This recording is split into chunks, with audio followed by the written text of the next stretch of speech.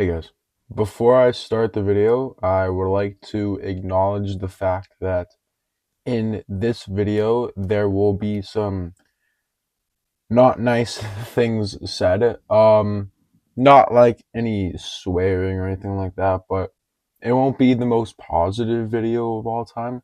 But I would also like to acknowledge the fact that Bo Bichette was my favorite Blue Jay on the team for the majority of my fandom, and that once I let off my steam, most of the things I'm going to say in this video might not even make sense. It's just like my initial reaction, and my initial reaction is that I am heavily pissed, not at Bo Bichette, but at just the fact that he's gone. Um, Tomorrow I will make a different video. Once I come to my senses, I'll make a thank you video for Bo Bichette because he deserves it, because one of the main pieces to this franchise for the past 7 or 8 years. So there's gonna be a lot of stuff said in this video, because I'm pretty pissed off right now. So we're gonna start off with Kyle Tucker. Okay, Kyle Tucker. I was really pissed about this when it actually happened, but now that Bo Bichette's gone, it's kind of like whatever to me. You know what I'm saying? It all started when the man, the myth, the legend himself, Stephen Cohen, last night at 6:57, he tweeted, "Let me know when you see smoke." And for those of you who don't understand, it was a Pope election reference, and he didn't know shit. He was just waiting on the decision from Kyle Tucker. Not too long after, which was kind of long after because it was at midnight, I woke up to my phone like going crazy, and Kyle Tucker signed a 4-year, $240 million contract. All right, there's going to be a lockout in 2027. The Dodgers are ruining baseball. Have fun getting your three-peat, all right? But after 2027, it's all going downhill. There's going to be a salary cap. Everybody that is not affiliated with the Dodgers is getting sick and tired of it. $60 million. $10 million per year less than Shohei Ohtani. Kyle Tucker is nowhere near Shohei Ohtani. He's getting $60 million per season. 4 years, 240. I think if the Blue Jays would have given Kyle Tucker that contract, then I would have been pissed at them for doing it. You know what I'm saying? And of course, you got to remember the deferrals. $30 million of the money was deferred. Because of course it was. Because it's the Dodgers. And it's not like you can blame the Dodgers for doing this. Because every team has the capability to do it. It's just that for some reason, the Dodgers are the only ones that do it. And everyone hates them because no one else is willing to do anything about it. Rob Manfred won't do anything about it because he wants to see the Dodgers win. You see his face when he gave him the trophy when they won the World Series? You cannot tell me that is not a man that does not want to see the Dodgers win. He's not going to do anything about it because he doesn't really care. So he's going to force a lockout in 2027, implement a salary cap, implement a salary floor. This is the Dodgers lineup with Kyle Tucker, all right? Shohei number 1, Mookie number 2, Freddie number 3, Kyle number 4, Will Smith number 5, Max Muncy number 6, Teoscar Hernandez number 7, Tommy Edman number 8, and Andy Pages number 9. Teoscar Hernandez is your 7th hitter? I actually don't understand what's going on. The other thing about Kyle Tucker, he wanted a long-term contract. He signed a 4-year contract, and he's going to get opt-outs after year 2 and 3, I'm pretty sure. So then he can leave and get an even bigger bag, potentially. I don't know if any team's that dumb.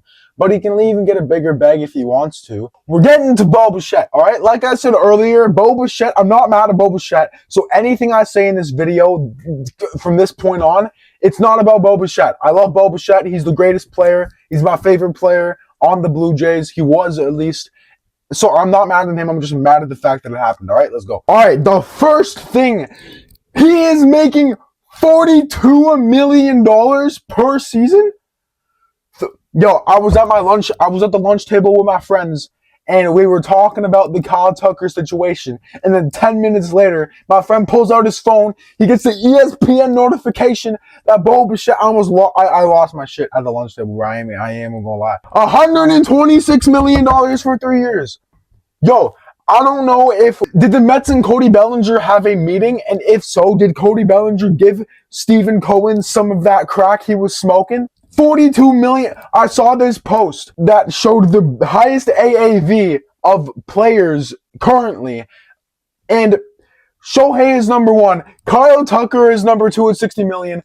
Bo Bichette is number 5. Bo Bichette, as much as I love the man, he is not that good. I saw the report that came out said he wanted $300 million.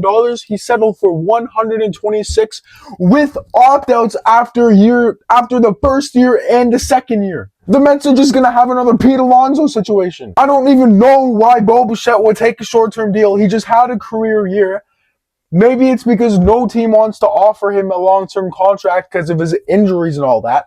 Also, I'm just going to be going all over the place. Bo Bichette said he wanted to leave Toronto apparently because of the turf. You play on the team for 7 years, never complain about the turf once, and all of a sudden you're injured because of the turf? You gotta be kidding me. When there were no talks about the Mets. When he was reported to go to Philly, he wanted to leave because of the bench coach and because they had a high-class organization? Are you kidding me? Then the Mets don't get Kyle Tucker. They just come out of absolutely nowhere and say, yeah, you remember when you said you won't play in Toronto because of the turf? Well, here's $42 million per season. Come play on our ground. Bichette, you're not going to win anything. It was supposed to be you and Vlad the rest of our lives. And you're supposed to win a World Series together. The Mets are moving him to third base. What is wrong with them? I'm kind of more mad at the Mets than I am at Bo Bichette. The Mets are moving Bo Bichette to third base. He was the second worst defender at shortstop, and now they're going to move him further away from first base and have him react faster to ground balls because at third base you got to react faster. You're going to move the second worst defender at shortstop to third base? Have him DH. Oh, what are we doing? Have him play first base. You don't got a first baseman. He'll be better at first base than at third base. I can promise you that. They're going to see one inning of Bo Bichette at third base and immediately switch it out.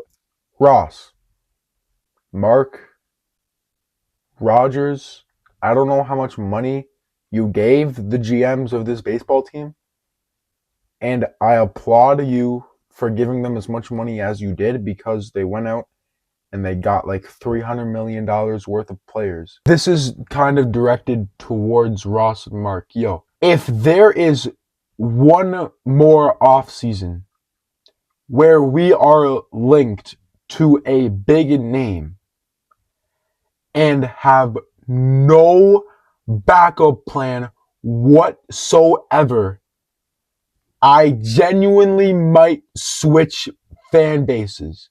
Shohei Ohtani, who was not on a plane to Toronto, you lost him 2 off seasons ago and had to settle for 37-year-old Justin Turner. Roki Sasaki, nobody after they tried to get Roki Sasaki was worth notice. And now this?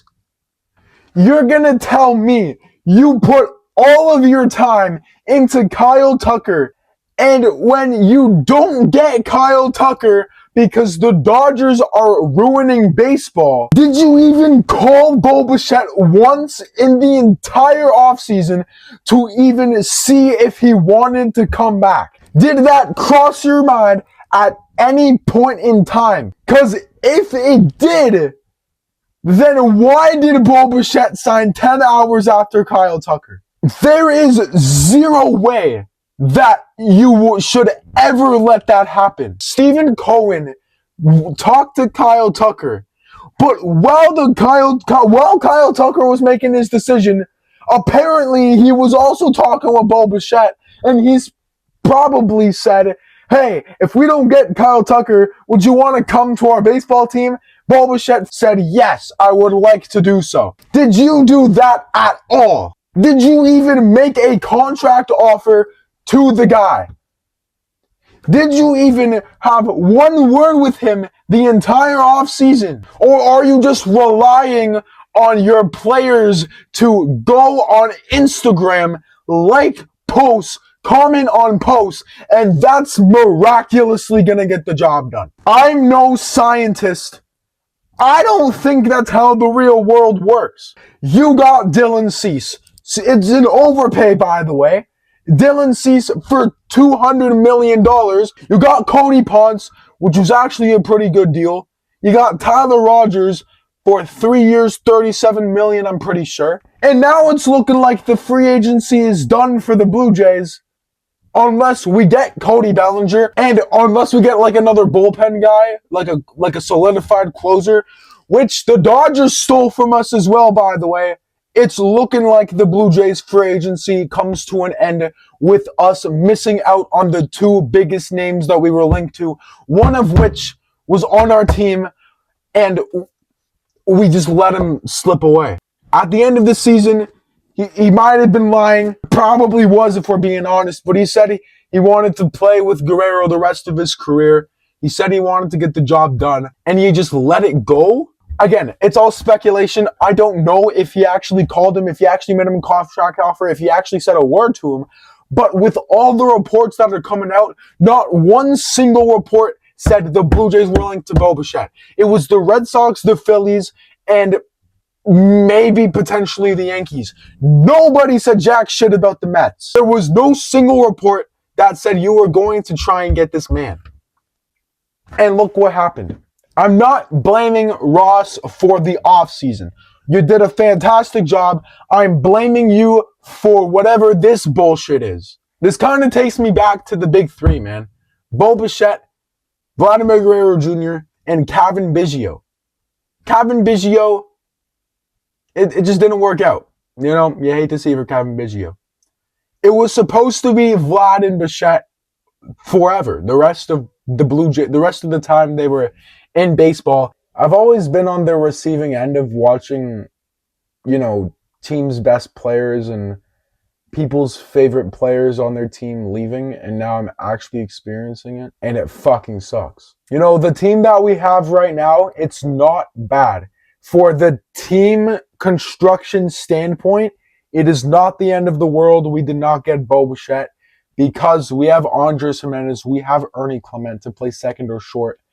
We have Barger that can play third or Okamoto. So sure, you would have loved to have Bo Bichette back, but the construction of the team is just fine. I don't know, man.